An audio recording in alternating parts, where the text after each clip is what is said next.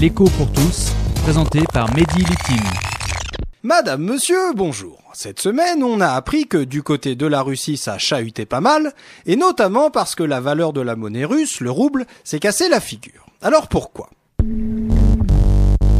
Eh bien, il semble que la majorité des Ukrainiens soient relativement peu satisfaits de la manière dont le pouvoir politique aux mains de Moscou était exercé. Résultat, en Ukraine et en Russie, c'est le boxon, et les investisseurs spéculateurs ont tendance à vendre leurs actions et leurs titres financiers de manière à placer leur argent là où c'est moins le boxon.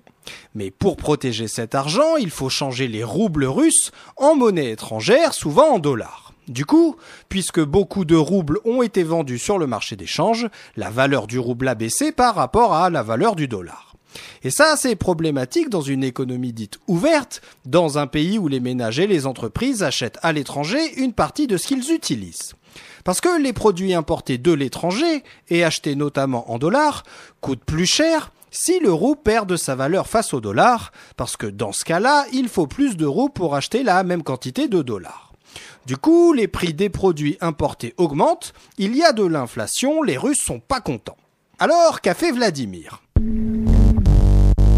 Eh bien, première chose, il a demandé à la Banque centrale de Russie d'augmenter les taux d'intérêt en Russie, donc les intérêts, l'argent qui sera proposé aux investisseurs spéculateurs qui accepteraient de prêter de l'argent en Russie en roubles. Du coup, les spéculateurs ont eu tendance à vendre des dollars, par exemple, pour acheter des roubles pour les prêter. De ce fait, la valeur du rouble a arrêté de baisser et les prix des produits importés de l'étranger ont arrêté d'augmenter. Le seul petit problème, c'est que si les taux d'intérêt augmentent, eh bien ça coûte plus cher aux ménages et aux entreprises en Russie d'emprunter de l'argent pour acheter des trucs aux entreprises russes. Du coup, les entreprises reçoivent moins de commandes et elles ont tendance à licencier, et les Russes sont pas contents. Heureusement, la Banque centrale de Russie peut aussi décider d'acheter elle-même des roubles sur le marché des changes, de manière à ce que la valeur du rouble augmente.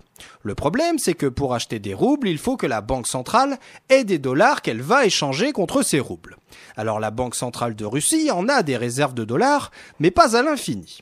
Du coup, si les investisseurs spéculateurs vendent beaucoup de roubles pendant longtemps, il est tout à fait possible que la Banque centrale n'ait plus suffisamment de dollars à sa disposition pour racheter des roubles. Dans cette hypothèse, la valeur du rouble baisserait vraiment très fortement, et là, les Russes ne seraient vraiment pas très contents.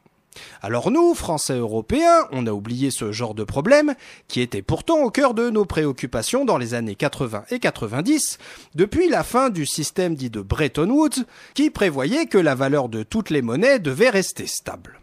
Et si on a oublié ce genre de problème, c'est déjà parce qu'on a une grosse banque centrale européenne, avec plein de dollars dans ses coffres, mais c'est aussi parce que nous, contrairement aux Russes, on s'est mis d'accord avec nos potes ricains pour qu'ils nous prêtent plein de dollars si besoin.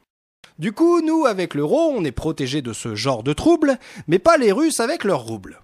L'écho pour tous, une chronique écrite et présentée par Mehdi Litim sur Marmite FM 88.4. Vous pouvez nous contacter pour réagir à cette chronique sur marmitefm.canalblog.com.